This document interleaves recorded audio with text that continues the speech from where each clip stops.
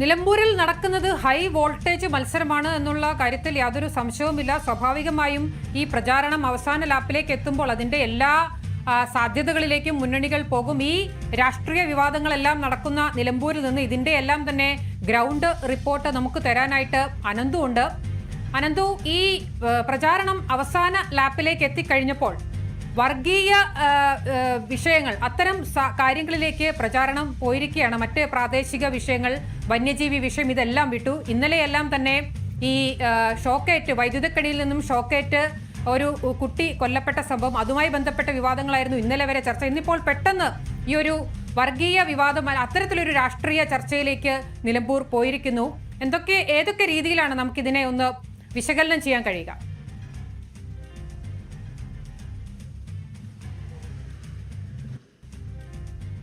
സൂചിപ്പിച്ചതുപോലെ തന്നെ നിലമ്പൂരിലെ തിരഞ്ഞെടുപ്പ് പ്രചാരണം അവസാന ലാപ്പിലേക്ക് അടുത്തുകൊണ്ടിരിക്കുകയാണ്. അപ്പോഴാണ് ആവനാടിയിലുള്ള എല്ലാ ആയുധങ്ങളും എടുത്ത് പ്രയോഗിക്കാനുള്ള മുന്നണികളുടെ നീക്കം നമുക്ക് വ്യക്തമായി ഇപ്പോൾ കാണാൻ കഴിയുന്നത്. ഇന്ന് ഏറ്റവും പ്രധാനമായി വിവാദമായത് ചില വർഗീയ വിഷയങ്ങളാണ് നമുക്ക് പറയാൻ സാധിക്കും. ഇടത് വലതു മുന്നണികളുടെ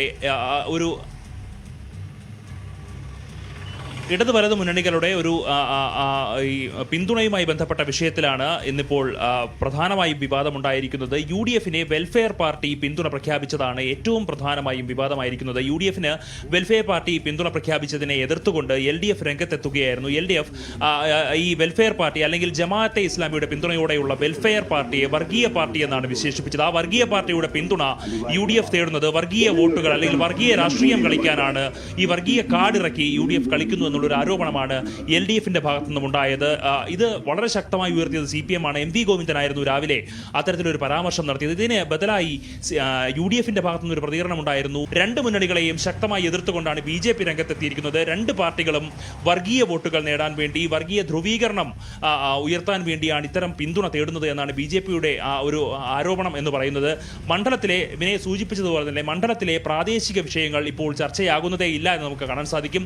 ആദ്യ ദിവസങ്ങളിൽ രാഷ്ട്രീയ ആരോപണങ്ങൾ മാത്രമായിരുന്നു ഉണ്ടായിരുന്നതെങ്കിൽ പിന്നീട് ദൗർഭാഗ്യകരമായ ഒരു സംഭവം, 15 വയസ്സുകാരനായ അനന്തുവിൻ്റെ മരണത്തോടനുബന്ധിച്ച് വന്യജീവി പ്രശ്നം ഉയർന്നു വന്നുവെങ്കിലും ഇന്ന് ഇപ്പോൾ വീണ്ടും ഈ രാഷ്ട്രീയം എന്നത് ഈ തെരഞ്ഞെടുപ്പ് എന്നത് വർഗീയ രാഷ്ട്രീയത്തിൽ അല്ലെങ്കിൽ രാഷ്ട്രീയ വിഷയത്തിൽ മാത്രം ഊന്നിക്കൊണ്ടിരിക്കുകയാണ്. നേരത്തെയെല്ലാം നമ്മൾ പറഞ്ഞതാണ് നിലമ്പൂരിൻ്റെ രാഷ്ട്രീയം ചർച്ച ചെയ്യപ്പെടുന്നില്ല, അത് കേരളത്തിലെ രാഷ്ട്രീയമാണ് ചർച്ച ചെയ്യുന്നതെന്ന് നമ്മൾ നേരത്തെയെല്ലാം പറഞ്ഞതാണ്. അത്തരത്തിൽ തന്നെയാണ് നിലവിൽ ഇത് മുന്നോട്ട് പോയിരിക്കുന്നതെന്ന് നമുക്ക് മനസ്സിലാക്കാൻ സാധിക്കും. നമുക്കറിയാം ഈ മലപ്പുറം ജില്ലയിൽ അല്ലെങ്കിൽ നിലമ്പൂർ മണ്ഡലത്തിൽ ഏറ്റവും അധികമുള്ളത് മുസ്ലിം വോട്ടുകളാണ് എന്ന് നമുക്കറിയാം. ആ ഒരു വോട്ട് ബാങ്ക് ലക്ഷ്യമിട്ടുകൊണ്ടാണ് രണ്ട് മുന്നണികളും തങ്ങൾക്ക് കഴിയാവുന്നത്ര പിന്തുണ ഈ എല്ലാ പാർട്ടികളിൽ നിന്നും ശേഖരിക്കുന്നത്. അത്തരത്തിൻ്റെ ആ ഒരു നീക്കത്തിൻ്റെ ഭാഗമായി തന്നെയാണ് ഇപ്പോൾ വെൽഫെയർ പാർട്ടിയുടെ പിന്തുണ UDF-നും അതോടൊപ്പം തന്നെ PDP-യുടെ പിന്തുണ LDF-നും ലഭിക്കുന്നത്. ഇതിൽ അവർ മറ്റൊന്നും നോക്കുന്നില്ല, മുൻപ് പറഞ്ഞ ഒരു വാദങ്ങളും അവർ നോക്കുന്നില്ല, വോട്ട് മാത്രമാണ് ലക്ഷ്യമിടുന്നത്.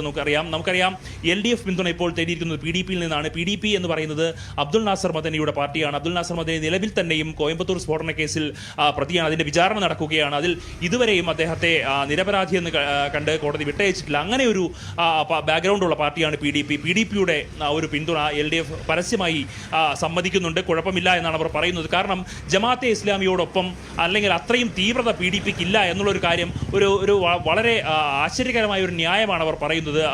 എങ്ങനെ ഈ സംഘടനകളുടെ തീവ്രത എങ്ങനെ മനസ്സിലാക്കും അല്ലെങ്കിൽ എങ്ങനെ കണക്കിലാക്കുമെന്ന ചോദ്യമാണ് പ്രധാനമായും ഉയരുന്നൊരു ചോദ്യം എന്നാണ് നമുക്കിപ്പോൾ മനസ്സിലാക്കാൻ സാധിക്കുന്നത്. വിനയ, അതാണ് അനന്തു പറഞ്ഞതുപോലെ ഈ 45% ഏതാണ്ട് ഒരു വോട്ട് ബാങ്കാണ് മുസ്ലിം വിഭാഗം എന്ന് പറയുന്നത് നിലമ്പൂരിൽ.